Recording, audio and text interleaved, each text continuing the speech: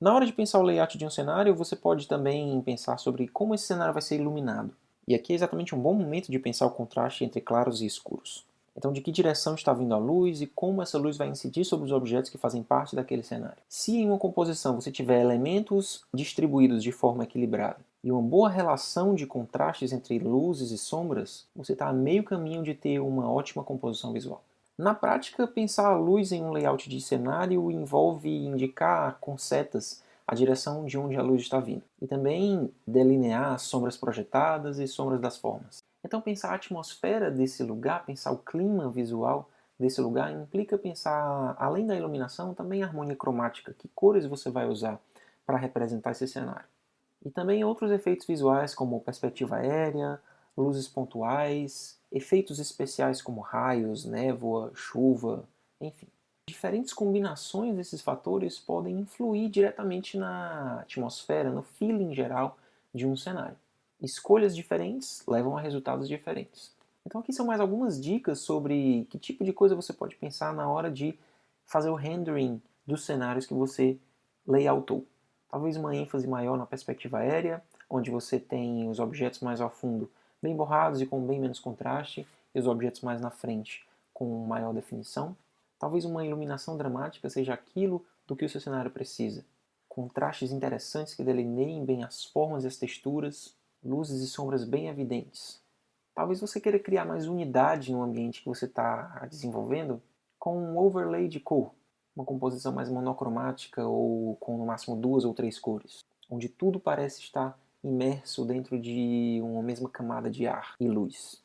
Talvez caia bem alguns artifícios fotográficos, como o efeito vinheta, onde as bordas da imagem são ligeiramente mais escuras do que o centro. Isso ajuda a direcionar o olhar do observador para dentro da imagem.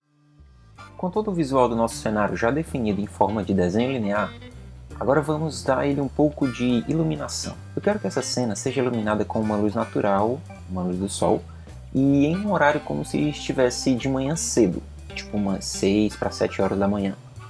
Eu acho que a luz do dia nesse horário é muito bonita e pode dar a essa cena esse aspecto ligeiramente mágico que eu gostaria que a cena tivesse.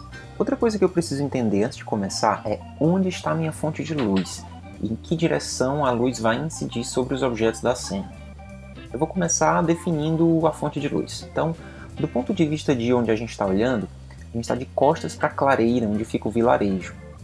Essa clareira é uma região aberta no meio da floresta, então estou imaginando que de dia vai ter muita luz do sol iluminando essa área aberta. Sendo assim, eu vou estabelecer que a minha cena do poço vai ser iluminada de frente. Então, a gente está observando a cena e o sol está vindo por detrás de nós, observadores, iluminando os objetos de frente. Os objetos que a gente está vendo estão justamente sendo iluminados pelo sol no plano que a gente está vendo, né? De frente para nós. Outra coisa é que no horário de 6 e pouco da manhã, a luz vai incidir em uma direção bem inclinada em relação ao plano, né, ao plano do chão. E com isso vai criar sombras muito longas.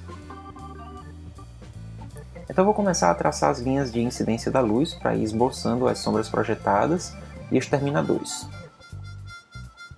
Como o terreno do meu cenário é bem acidentado e íngreme, as sombras projetadas vão ser ótimas para justamente ajudar a reforçar os volumes do relevo, já que elas vão acompanhar a superfície onde elas estão sendo projetadas.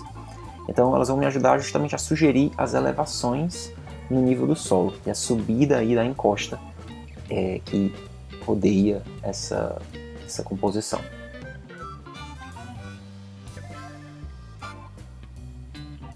A ideia dessa aula não é explicar o básico sobre como a luz e a sombra funcionam no desenho. Então, se você não sabe bem o que são terminadores, não sabe muito bem como usar sombras projetadas, ou tem dificuldade de visualizar esse cenário em 3D para conseguir construir uma boa iluminação, seria bom você dar uma estudada em fundamentos de luz e sombra primeiro e praticar com formas geométricas simples, antes de tentar partir para iluminar uma cena mais complexa como uma cena tipo essa. Então, como a floresta vai ficando mais densa ao fundo, a gente vai tendo cada vez menos incidência de luz direta. Vai ficando muita sombra aí pelo fundo, porque vai havendo cada vez mais árvores próximas naquela região, bloqueando a luz e impedindo que ela chegue até o chão. Então, a gente pode deixar algumas faixas assim mais claras para sugerir pequenas brechas por onde a luz consegue entrar nessa parte mais longe e mais fechada, né, dessa floresta. Uma forma bem interessante de pensar o design das sombras projetadas é desenhar sombras de objetos que não estejam enquadrados nas cenas, mas cujas sombras estejam sendo projetadas dentro do enquadramento. Então, aí no canto inferior direito, por exemplo, a gente tem a sombra de alguma coisa que está fora da cena, talvez uma árvore mais próxima, talvez a sombra de algum personagem ou de algum outro objeto alto que na verdade não precisa definir muito bem o que ele é. A sombra ela vai ser mais um elemento de composição. Então ali no meio também, por exemplo, a gente vai ver a copa de alguns dos pinheiros, né? Então os galhos e as folhas deles, embora a gente não esteja vendo dentro da cena, a gente está vendo só os caules, mas ao colocar as sombras projetadas, a gente vai ver que existem, né, galhos e folhas, né? A sombra desses galhos e folhas está ali no chão. Então, colocar essas sombras de partes externas ou de objetos que estejam fora da cena ajuda não só a incrementar a composição, mas também cria um senso de espacialidade e até de verdade naquele cenário. Tipo, aquele cenário, existem coisas para fora daquela cena, além do que o nosso enquadramento foi capaz de mostrar. Aos poucos eu vou fazendo ajustes conforme vou observando o que pode ser melhorado no desenho. Quando eu comecei eu não tinha pensado em tudo ainda, então muita coisa eu vou vendo à medida que o desenho vai se desenrolando.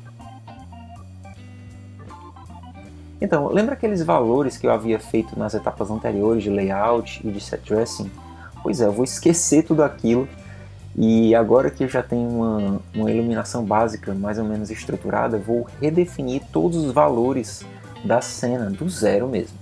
O que acontece é que, antes de pensar a luz propriamente dita, a percepção de valores fica um pouco diferenciada. Eu estava pensando mais em termos de contrastes, em termos de uma composição mais bidimensional. Mas a partir do momento em que eu coloco luz e sombra nessa cena, eu reforço a ideia de que é um ambiente 3D e aqueles valores eles passam a já não funcionar mais tão bem, né? Porque as luzes e as sombras elas acabam interferindo nos valores locais e podem alterar o senso de composição que a gente pensa inicialmente. E foi o caso que aconteceu aqui. Então, por exemplo, com a sombra daquela árvore grande ali no meio, né? Eu estou pensando que aquela sombra desse pinheiro maior, onde a gente vê as copas, que está bem atrás do telhado, do poço, eu acho que essa sombra é um elemento interessante para ajudar a enquadrar justamente, né, o cenário, essa parte do cenário do poço. Então, ela meio que funciona como um plano de fundo quase para o telhado e para essas hastes do poço.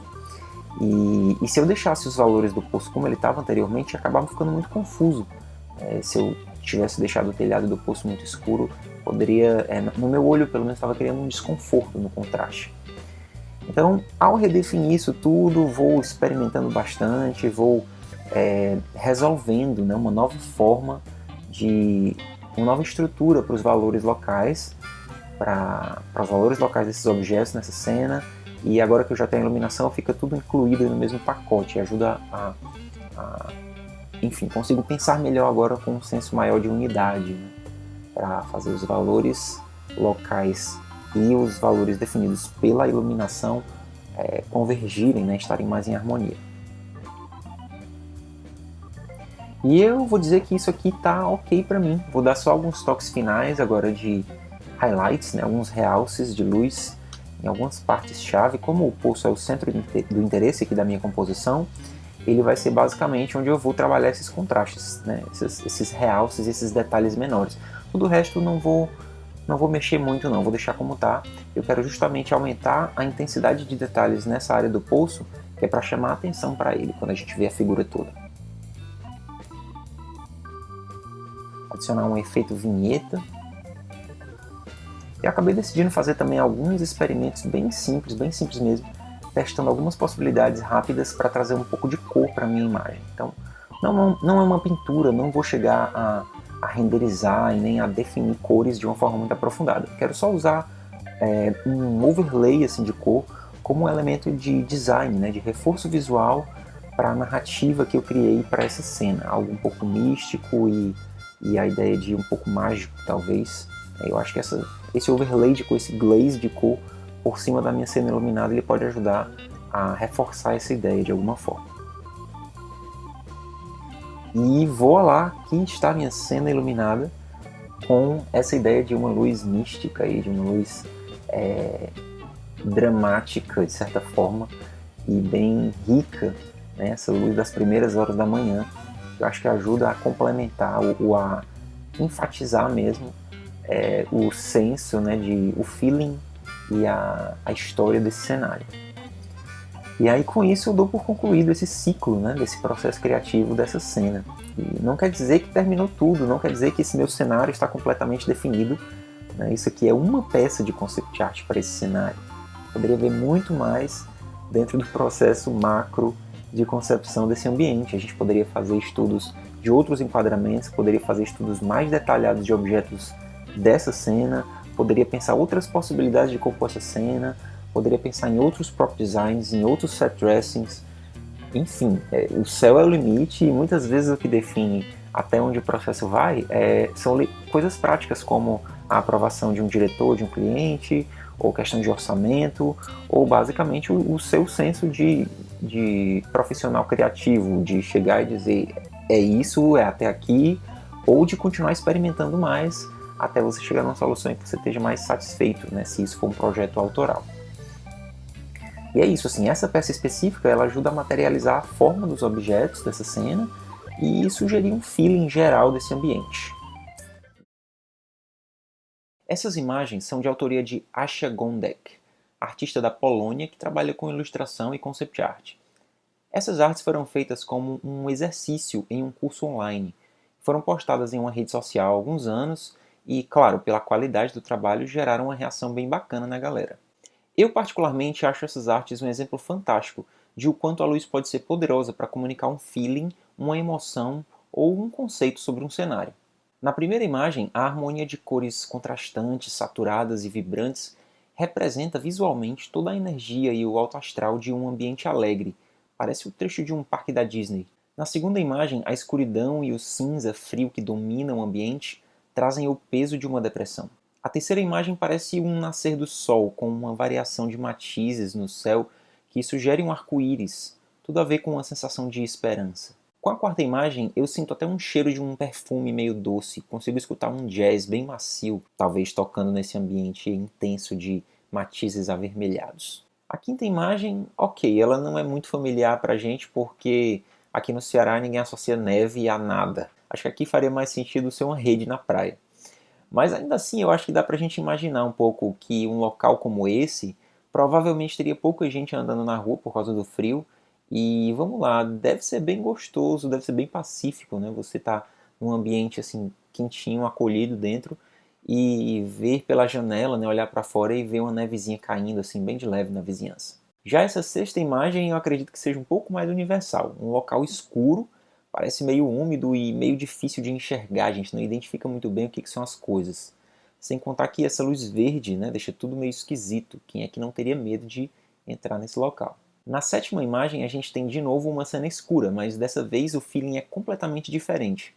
Focos de luz que parecem bem mais amigáveis, até meio convidativos, despertam uma certa curiosidade. Parece que, tipo, o que será aquilo? O que será que tem ali naquela luz? E ao mesmo tempo não parece algo muito natural, parece algo especial e de fato meio mágico.